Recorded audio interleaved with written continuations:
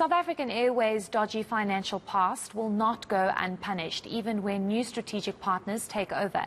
That's the promise from the Auditor-General's office, which briefed Parliament's Standing Committee on Public Accounts this week. The AG's office is currently auditing SAA's financial statements for 2017 and 2018. Years of financial mismanagement, including irregular expenditure and procurement fraud, forced the airline into business rescue. Alf Lees, a DA member of Scopa, joins me now. Thank you so much for your time, Mr. Lees. We do appreciate it. Let's perhaps get into the issue of the AG and the Scopa meeting. What was actually mentioned with regards to those financial statements that everybody wants to know what's in them from 2017, 2018? Yeah, Heidi, hi.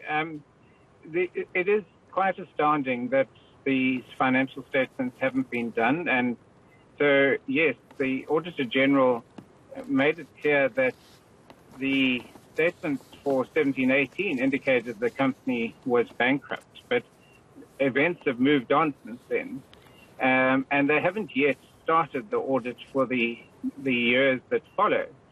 And they made a big thing about the SAA company being the majority shares being transferred to the new shareholder, takata, and that the audit would then have to be a different kind of audit once that took place. But the fact is that they agreed that the years before that transfer of shares, 51% of the shares, had to be done by them, and that any malfeasance and corruption and fraud that emerged from those audits would have to be dealt with, and the people involved would be held accountable.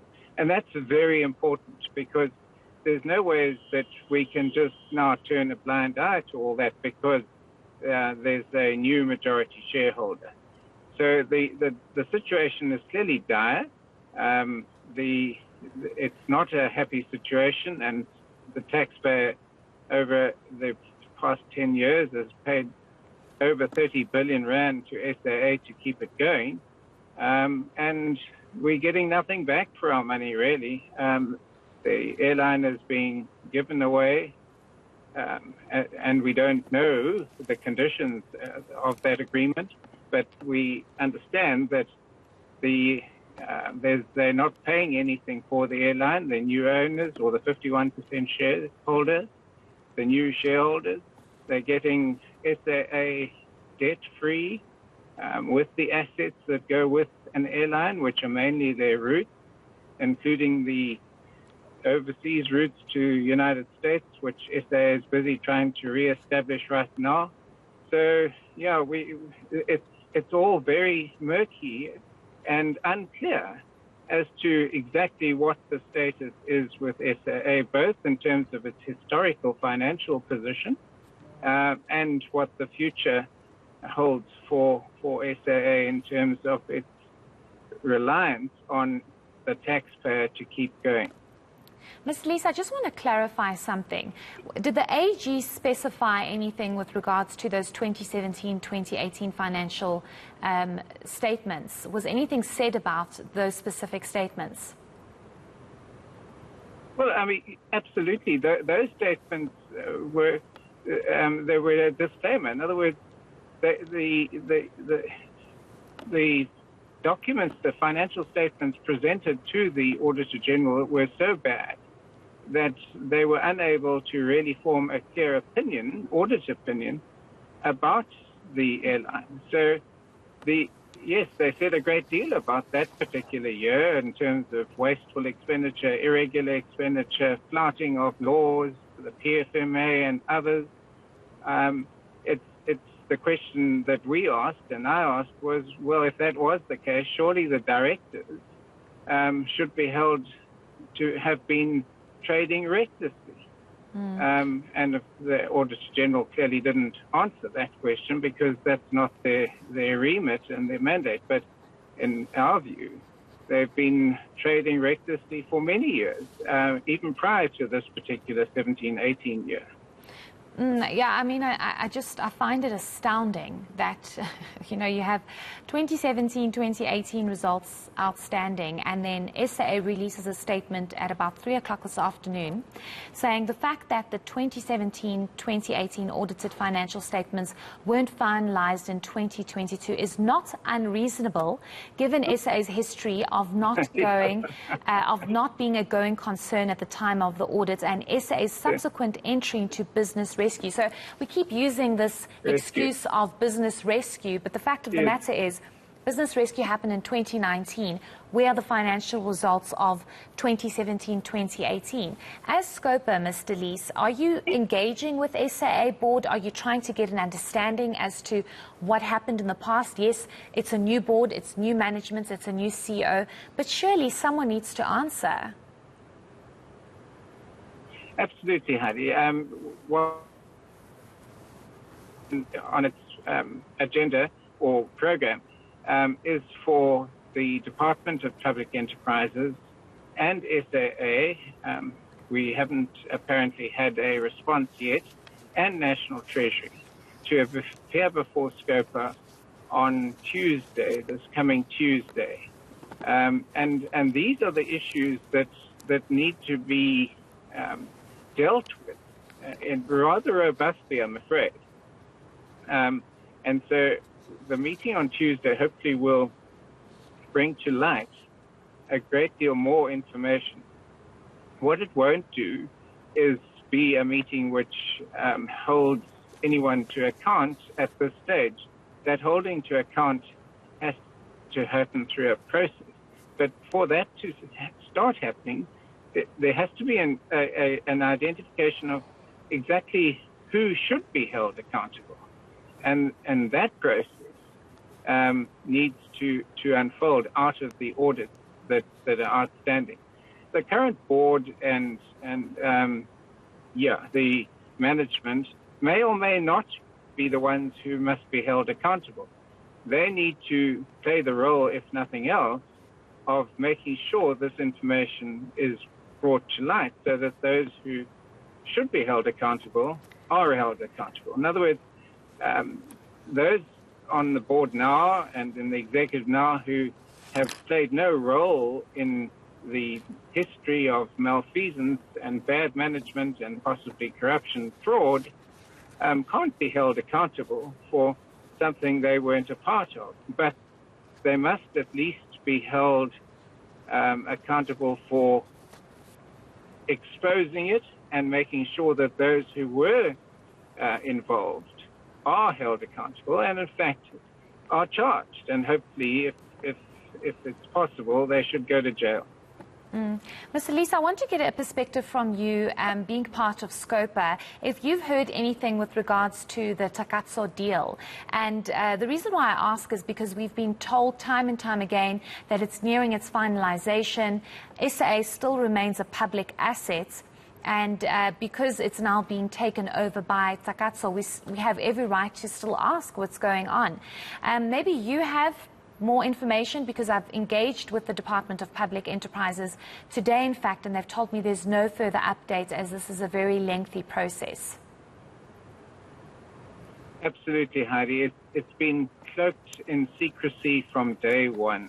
It's nearly a year now since the grand announcement was made by the minister about this new partner. We don't know what process was followed to this particular recipient of the 51% of the shares.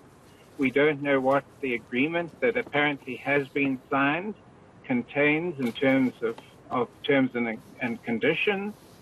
And we know that National Treasury were not happy with certain of the terms and conditions, but the Department of Public Enterprises apparently went ahead anyway and signed the agreement despite the National Treasury's concerns, on the basis that because it's a disposal and not a purchase, there's no need for National Treasury's approval of the deal, which I find quite incredible. And if it's true, and I have to accept it's true, it's a huge loophole in the PFMA, the Public Finance Management Act, that you can sell stuff and you don't have to go through the same kind of procedures as when you go and buy a pencil or something else. So the deal with takata may well be a very good deal for all we know, but we just don't know. Every time I ask for the copy of the agreement, for some feedback about the agreement, the answer is simply, it is a commercially sensitive and in due course we will tell you. Well, I've tried to PIRE it. The PIRE application was just flatly refused. So, yeah, it's very murky. It's quite incredible that a new owner or large majority shareholder is happy to take on SAA, which has no financial statements produced for the last 4 years.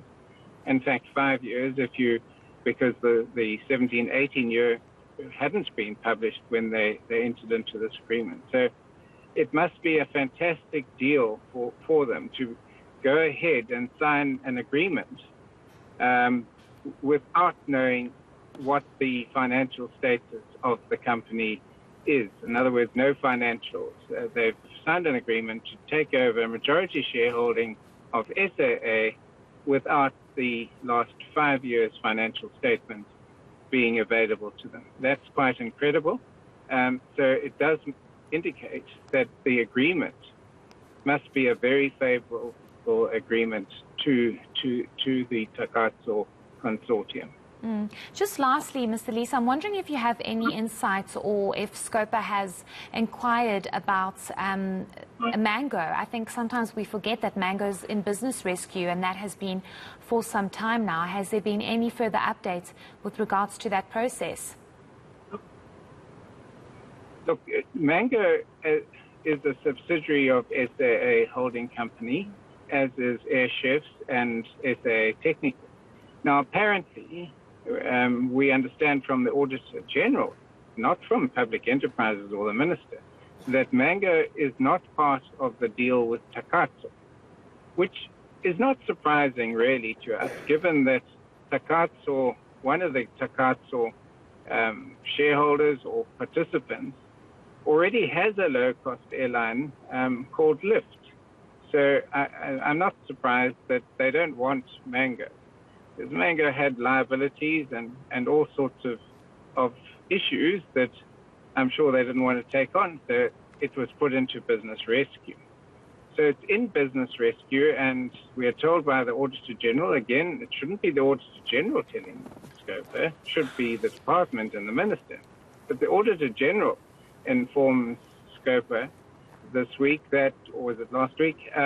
This week, that that the department's looking for a private equity partner for Mango. So it hangs in the balance.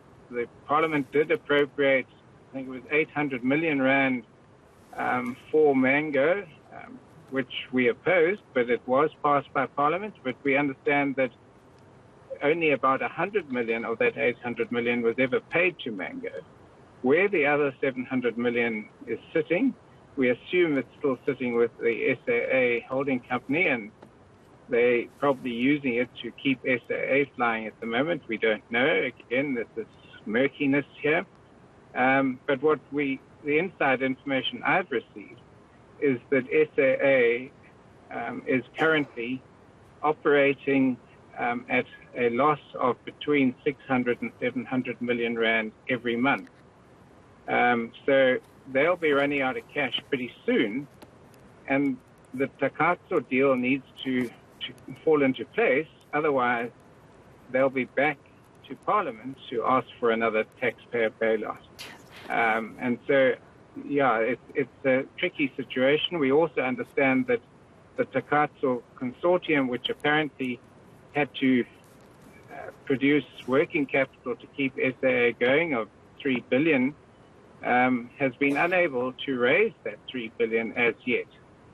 So it's going to be very interesting how SAA keeps going. Just to confirm, Mr. Lees, how much have you heard that SAA is losing per month?